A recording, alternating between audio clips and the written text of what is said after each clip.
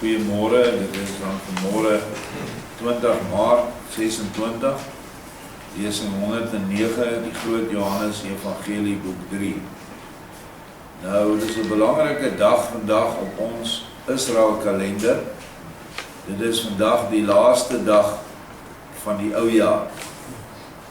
Nou, ons kalender werk 'n bietjie anders as die normale kalender. Jy het 4 dae van die jaar wat nie getel word nie, wat Yeshua sê, of Vader sê aan in Henoch, dat dit aan die 4 engele gegee is. Die 4 aardsengele wat ons ook erken, waar ons by die Gilgal wiel staan, naamlik die engel van die liefde, die engel van die krag, die engel van die waarheid en die engel van wysheid. En daai 4 dae word nie getel nie, en dan bring dit ons kalender presies in 'n profetiese sirkel van 360 dae. En die 1 en 'n kwart dag word op 'n ander manier opgeneem, omtrent elke 6 of 7 jaar. Het ons dan 'n week van ekstra sabbate wat ook nie getel word nie, maar dit is om die siklus weer te laat begin. So, hoewel die Jode nou eerstens 'n maankalender het, en tweedens het hulle 'n nuwe jaar hier in September, is ons nie Jode nie, ons is Israeliete, ons is van die nageslag van Abraham, Isak en Jakob, en ons is nie die nageslag van Esau nie. En ons hou die kalender soos wat hy vir Henoch gegee was voor die vloed, en deur Moses opgeneem is, want Moses het die boek van Henoch in sy besit gehad, en hy het hom gebruik. So, ek noem dit nou maar net te loop, so as nie vanaand te dans nie. So, dit werk nie by ons, by Israeliete so nie. Ons hoef nie môre babbelas te wees nie. Dit is heeltemal net iets waarvan ons notisie moet neem. En 14 dae van Sondag af, sal ons dan pas gehou op Vrydag aand, ek dink dis die 3de. Dit is eintlik wat vir ons so belangrik is. Nou ja, kom ons gaan aan met ons lesing. Die uitwerking van die wonderwerk op die perse. Onthou het Vader Yeshua nou 2 dogters en 1 man, dink ek, ja, opgewek uit die dode. Die voorval maak op ons perse 'n goeie indruk. Dan kyk hulle na Skabby en kyk dan weer na my, dan weer na die tot lewe opgewektes. Voel hulle polsslag en vra hulle nadruklik of hulle tog wel werklik dood was, en of hulle self dan absoluut niks kon herinner van wat daar met hulle gebeur het nie. Maar die man sê, as jy wat verdrink het, vra dit aan hierdie klip, dit sal aan jou dieselfde kan vertel as ek nou. Ek weet maar net dat 'n geweldige waterstroom my meegesleer het in die see in, waardeur ek dadelik bewusteloos geraak het en derhalwe dood gegaan het, sodat ek vanaf daardie oomblik niks meer geweet het van wat daar met my gebeur het nie. Ek herinner my net nog, maar net innerlik, dat ek myself kort nadat ek deur die dodelike vloed verslind was, baie treurig saam met my dogters, op 'n groot weide of 'n veld bevind het, en het nie geweet waarom ek nou eintlik treurig was nie. Weldra omhul ligte wolkies ons van alle kante, en in die lig daarvan voel ek dat ek so gelukkig word. Ons het egter niemand buite onsself gesien nie, en tydens hierdie saligheid het 'n soete slaap ons oorval. En uit hierdie slaap het ons weer hier ontwaak. Nou weet julle alles wat ek daaroor kan sê. Oordeel nou maar self.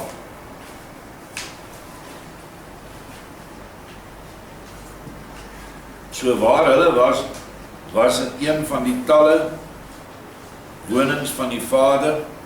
Dit was 'n plek waar daar lig was, en daar was vrede, en hy was by sy dogters. Dit was nie die hoogste hemele waarin hy was nie, want dit was nog nie oopgemaak vir die mens nie. Yeshua moes eers sterf.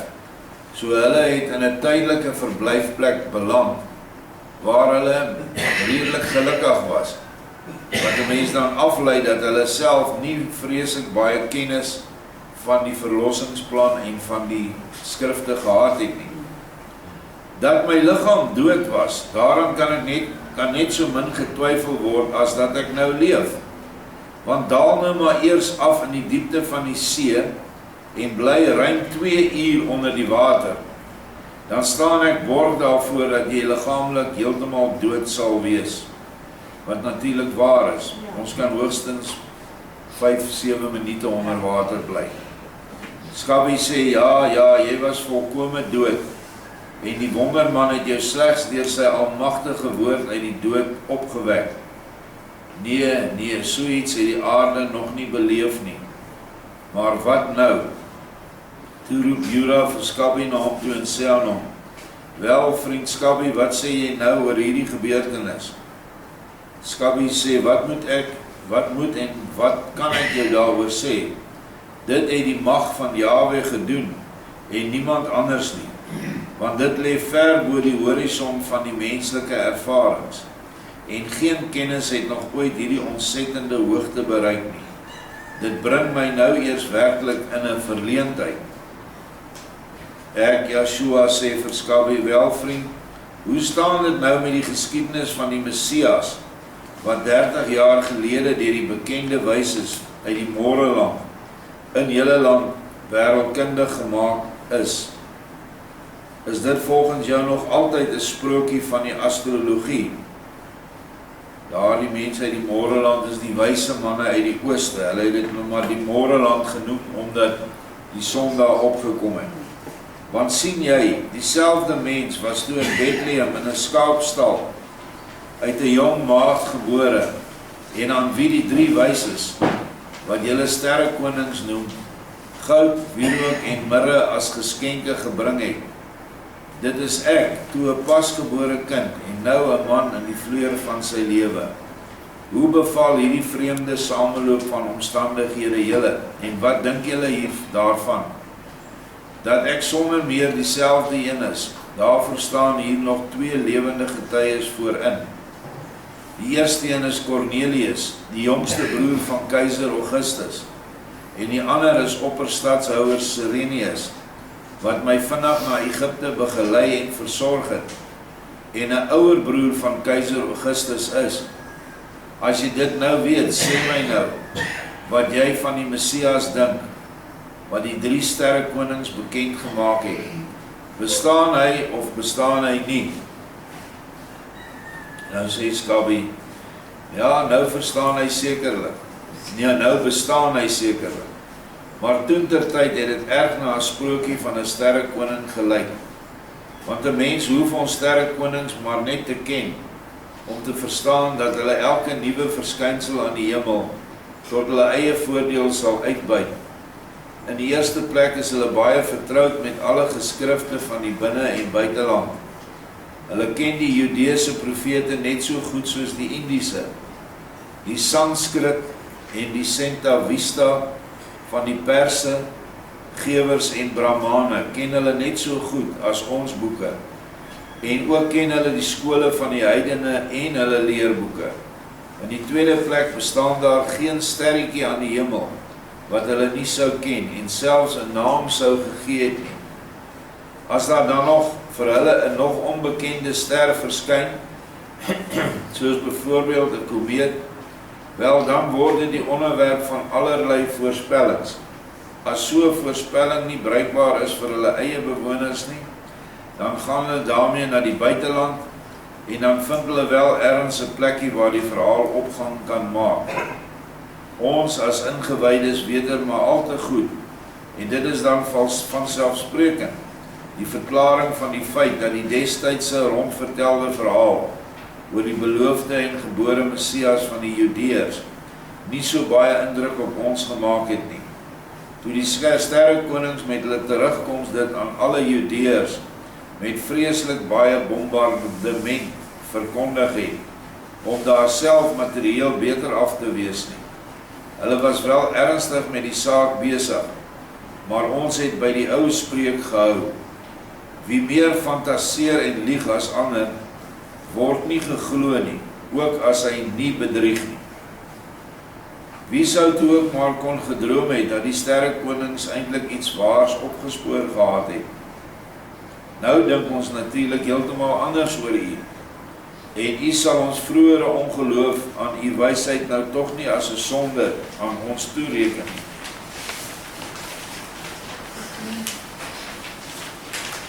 Hoofstuk 203, die nut van werk en die bose gevolge van niks doen. So daar is maar iewers 'n oorsaak hoekom hulle ook nie hierdie waarheid opgeneem het nie, wat nie altyd, soos in hierdie geval, die 3 wyse manne se skuld was. Joshua sê vir hulle, dit nou wel nie, sal nie teen julle hou nie, maar is tog ook waar, dat die aardse kooplui, maar al te goed alle geestelike dinge baie lighartig uit die weg ruim, wat ook by julle die geval was, het ek gelyk of nie. Nou aardse kooplui is, wat ons noem vandag, die sakemanne in die wêreld, die geldmense. Hulle aanvaar nie sommer geestelike dinge nie. Dit vind hulle soos hierdie ou, wat hierdie mense het al vir ons gelieg, en kom moet ons dit glo. Nou sê Skabbe, ja, verhewene, met Elohim se krag vervulde vrede. Dit is wel waar, dat die wêreldhandel en die skatte van hierdie aarde hulle oorwin, en juis beheer, en iemand baie tot nadenke en baie sorge gee. Maar 'n mens doen, deur die rykdom goed te gebruik, gou allerlei nuttige ervarings op, en by baie mense wek 'n mens die sluimerende gees op tot die doen van allerlei voordelige sake, besorg hulle 'n nuttige besigheid en verwyder hulle op die manier van niks doen, wat gewoonlik die vader van alle ondeugde en sonde is. Kyk maar eers na die priesterstam by byna alle volke.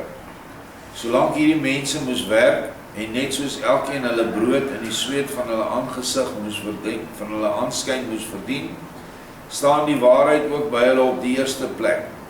En hulle ontdek en bereken baie waaroor ons nou nog rede tot verbasing het. Hulle bring ewewig in die menslike denke en rig skole op vir die regte vorming van die menslike gees en die selfkennis. In die tyd vind sulke priesters die weer na Elohim en lei die medemense in alle gees en opregte goeie wil tot dieselfde insig.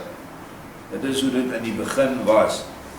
Maar toe die mense later die groot weldaad van die pragtige en verhewe inspanning van die ou en egte priesters altyd meer erken en hulle buitengewone nut insien, neem hulle alle swaar werksaamhede van die priesters oor, wat hulle bo alles geag en liefgehad het, voer die 10de gawe in en bepaal dat die priester slegs vir die menslike gees moet sorg en werk. Die priesterstand het toe egter gou niks om hulle mee besig te hou nie, begin om te fantaseer en word eersigtig, sluit die egte waarheid in 'n duistere katakombes op en begin mettertyd die liggelowige mensdom met allerlei sprokies en fabels af te skeel. So word die niks doen van die priesters die wesenlike oorsaak van die verval, selfs van die baie verhewe en goddelike leer van die groot en ware priester Moses. En dit is so, in ons land kan ons dan getuig dat hierdie goed ook gebeur het, toe die voortrekkers nog in die Kaap was en onder geweldige druk van die Engelse regering was, om hulle grond te verloor, hulle is nie beskerm teen die Khoza invalle nie, daar het allerhande ander ewels ontspring. Toe het die volk besluit om weg te trek, maar nie een predikant het saamgetrek van die geordineerde kerke nie. Hulle het inteendeel die hele volk wat getrek het onder die banvloek geplaas, onder die kerklike ban. En later toe die volk nou in Transvaal en Vrystaat rustig geraak het, plasies gekry het en nou begin dorpies stig, toe beroep hulle weer. So hartseer dat hulle beroep het, maar dit is die mens wat glo dat hulle die eer betoon moet kry en dat hulle Vader moet aan hulle bring of bedien. En nou gou raak hulle dan hierdie eer maak hulle hoogmoedig, is ongelukkig so, en omdat hulle nie werk nie, maar net die hele week niks doen nie, en miskien Saterdag aan sy lesing vir Sondag voorberei, en sy uurse werk doen vir die week, het hierdie niks doen van hulle 'n totale verval besorg, want hulle het nie meer bekommernis gehad oor die woord nie, en vandag is dit nou nog meer so, want die hele Bybel is opgedeel vir alle dominees van die Sisterskerke. As hy wil preek oor enige vers, gaan haal hy nie die boek van die rak af, en daar staan, so moet jy preek oor Matteus 10 vers 25, of wat ook al. So hy hoef nie eens voor te berei nie, hy hoef het net 'n bietjie in te kleur met die local verfie van die plek waar hy nou is, en daar sy preek klaar. En verder het hulle ook nie veel met die mense te doen nie. En ek praat uit eie ervaring uit, want ek vra altyd vir die mense wat hier uit die armdele van Pretoria kom, was die dominee al of die pastoor al by jou huis? Sê hulle nee, hy kom nie by ons nie. Hulle kom net by die mense waar hulle ietsie kan kry, soos by die boere, 'n skaap en wat nog alles. En hulle is nie skaam om dit te sê nie, hulle sê dit. So, daai situasie wat nou met hierdie priesterstand in Persië begin het, en wat natuurlik al heers in Jerusalem net op baie erger mate, ek weet daarom nou nie van ons priesters of hulle alles gedoen het wat hierdie klomp priesters gedoen het in die tempel nie, maar hierdie ouens was erg.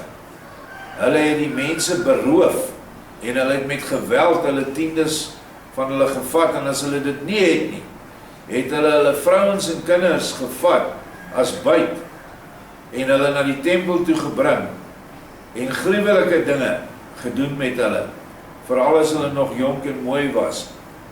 Die ou weduwees moes werk tot in die grond, en moes hulle bediende werk doen in die tempel. So, hierdie is 'n ou ding, dat hier 'n priesterstand opgestaan het, wat absoluut nie deur Vader verordineer is nie. Jy is jou eie priester, want jy het nou 'n hoë priester, dis Yeshua, en hy wil direk met jou praat. Mens hoef slegs Moses en die profete te lees, en die huidige manier van doen, van die opvolgers van Moses en Aaron te Jerusalem daarmee te vergelyk.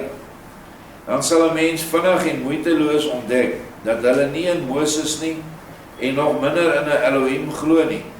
Want as hulle in Moses en die Elohim wat deur hom verkondig is sou glo, sou hulle nie die skandelikste beliegers en bedrieërs van die volk gewees het, wat hulle liggaamlik en geestelik knegte gemaak het nie. Dit is egter alles 'n noodsaaklike gevolg van die lasterlike niks doen. En daarom dink ek dat die regte rykdom in die hande van wyse, welnemende of welmenende en aktiewe mense meer tempel van Elohim is vir die behoeftige mense as die tempel van Salomo te Jerusalem. Ons handelaars het natuurlik nie soveel tyd om ons met allerlei mystieke fantasiers van die bevoorregte niksdoeners besig te hou nie, en daarvan uit te soek hoeveel waarheid dit bevat nie.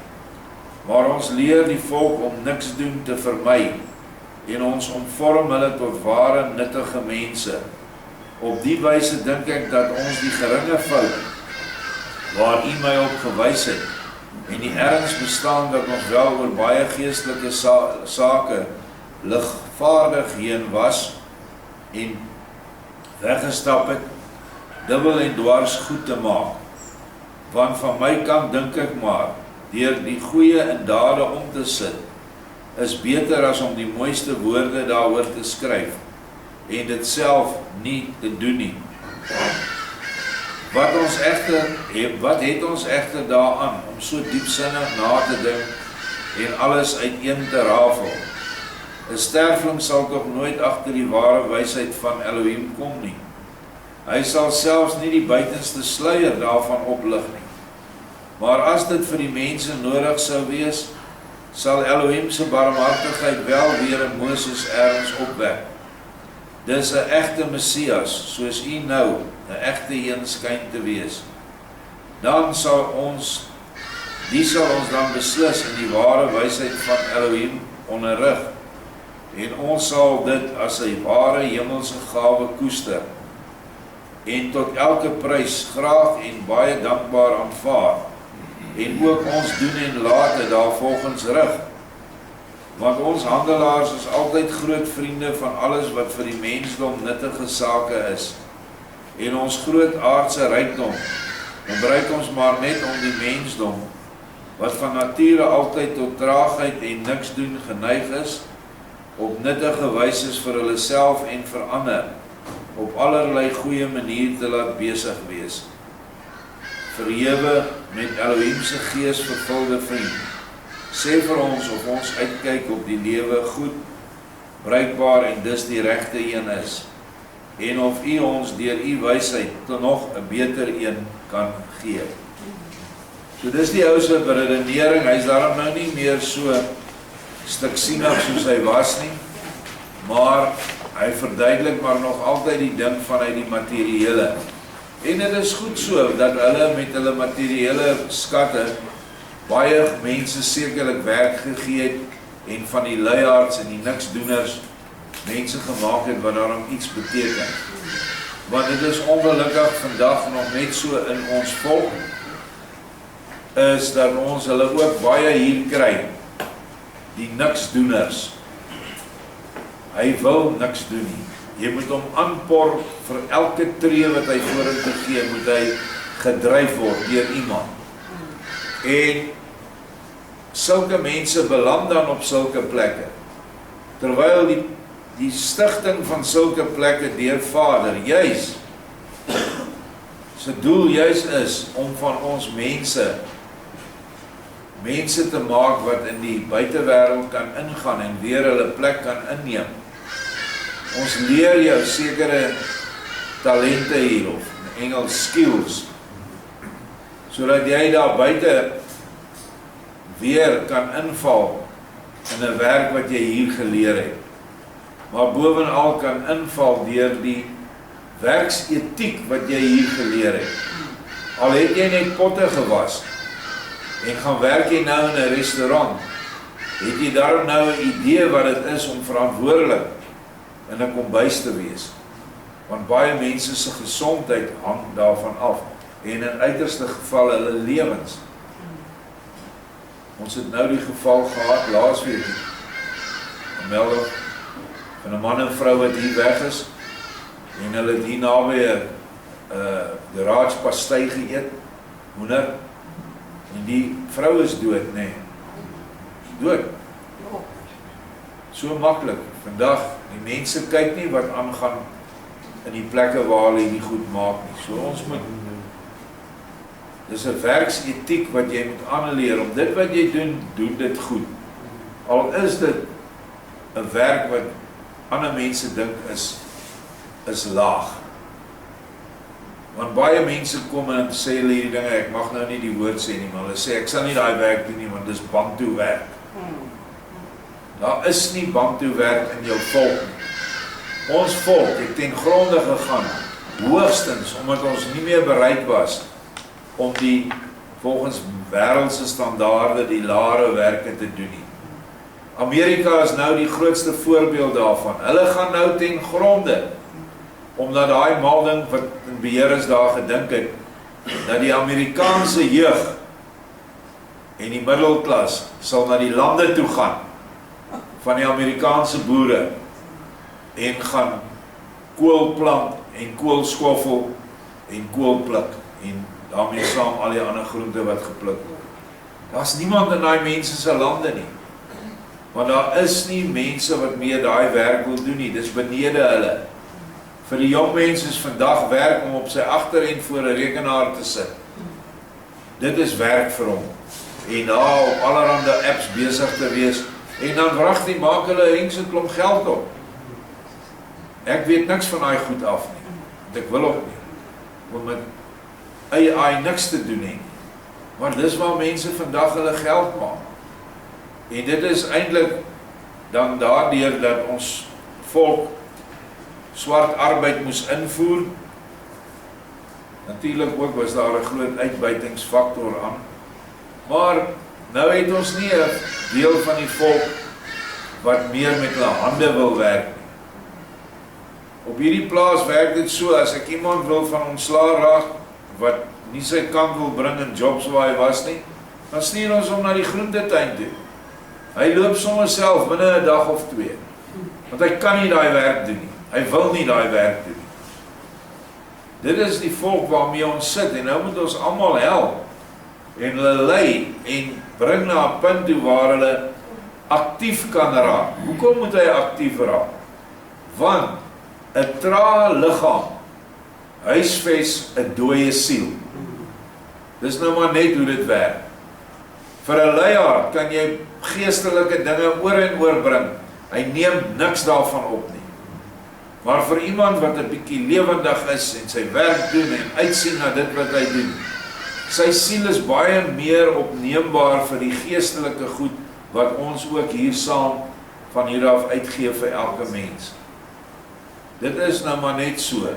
En daarom moet ou mense ook oppas as hulle nou aftree ouderdom bereik het en traag begin word. Stop dit, dis nie nodig nie. Op hierdie plaas kan enige mens 'n werk doen, al het hy nie voete nie, al het hy nie hande nie. Daar is iets wat jy kan doen. Mense kan rustig hier op stoele kom sit in die oggend en help groente skil, as jy dan nie kan loop nie. Maar baie belangrik is dat die liggaam aktief bly. En soos wat hierdie man sê, dat hulle lewe daaraan wy om die niksdoeners te laat werk.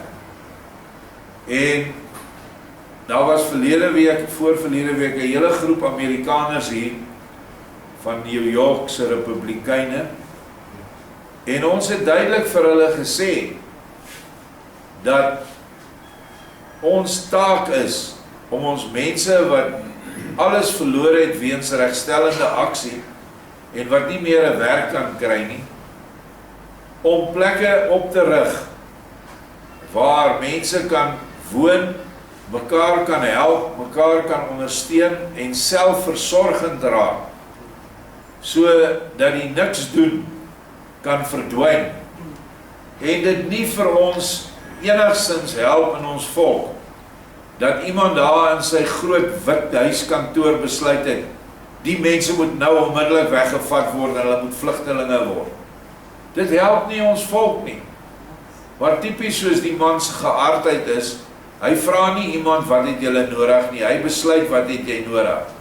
En nou, omtrent wat 'n jaar na die tyd, bietjie meer as 'n jaar, nou kom hulle hiernatoe en hulle sien maar, hierdie Afrikaner volk of boervolk wil nie dit hê wat hulle gekry het van Amerika nie. Hulle wil in hierdie land bly en hulle wil net gelyke regte hê. Nie bevoorregting nie, ons wil net gelyke regte hê. Dis al. En help ons in hierdie land, moenie ons land verminder of ons volkstelling verminder deur mense weg te vat nie. So, dit is maar 'n moeilike ding, maar die mense wat in posisies is, soos wat hierdie mense nou was, moet betrokke raak. In die 1930s, toe hierdie volk pap op die grond was, eintlik net na 1910, na die boereoorlog, al die plase afgebrand is, daar niks kos was nie. Onthou, daar was nie supermarkte en daai goed nie. Die mense het self kos produseer. Toe het die volk se regering 'n organisasie gestig met die naam van 'n reddingsdaad. En hulle het die volk gehelp en fondse bewillig en vir die mense werk gekry en weer plase aan die gang kon kry. Nou met die reddingsdaad aksie moet nou uit die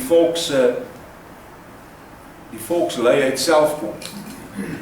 Die mense wat geld het, die mense wat grond het, Daar's ouens wat soveel plase het, 20, 30 plase, wat niemand opbly nie, of net swartes opbly. Dit is wat ons moet doen. Hierdie goed moet met 'n gekoördineerde komitee of wat ook al, korporasie wat ons moet stig, moet ons by mekaar kom en hierdie plekke weer kry dat hulle mense kan huisves, dat hulle vir hulle basiese kos kan produseer, een plaas met vee, een plaas met kontantgewasse, een plaas met groente, wat ook al. Dit is hoe hierdie volk verlos gaan word. En die oomblik wanneer jy met mekaar besig is op so 'n plaas, sal dieselfde gees begin geld op so 'n plek as hier by ons, dat ons mekaar help. Die een ken die ander een se swakheid en hy trap hom nie daaroor nie. Nee, hy staan in vir sy swakheid en help hom. En so kom ons almal vorentoe. So, dis maar net die les wat ek uit hierdie ding vir ons leer nou. En wat ons baie vinnig moet begin doen. Want die tyd kom, wat hom siener gesê het, die karre staan. Nou, jy hoef nie 'n professor in een of ander geldmaakstorie te wees, of in ekonomie te wees, te besef, dat die karre gaan hierdie jaar staan. Want daar is nie meer olie nie. En ons het nie elektriese karre nie. In elk geval, as jy elektriese karre het, moet jy hom lei. En om te lei in hierdie land, moet jy diesel hê om die generators van Eskom te laat draai. Sonder dit draai hulle nie. So ons sit nou met hierdie probleem voor ons. En hoe het ons ou mense oorleef? Hulle het oorleef deur mekaar te help en selfversorgend te word. Dit is wat ons moet doen. En ek is jammer, die trekkers gaan ook nie loop nie. So dis uit met die spitvirke en die spitgrawe, of perde en osse wat 'n ploeg gaan trek. Dit is waarheen ons gaan as ons wil leef. Want checkers gaan nie daar wees nie. En as hy nog daar staan, as hy nog nie geplunder is nie, gaan hy leeg wees. Want kos kan nie beweeg as daar nie diesel is nie. So dis dinge wat ons nou in die oë staar. En natuurlik is ons nie bekommerd omdat Yeshua by ons is nie. Maar natuurlik het hy vir ons ook 'n gesonde verstand gegee. Hy het nie gesê sit op jou alie en doen niks nie en die gaar visse sal by jou mond inswem nie. Dit het hy nie gesê in die skrif nie. Ek het dit nog nie raak gelees nie. Hy het gesê wie nie werk nie, mag nie eet nie. Baie dankie.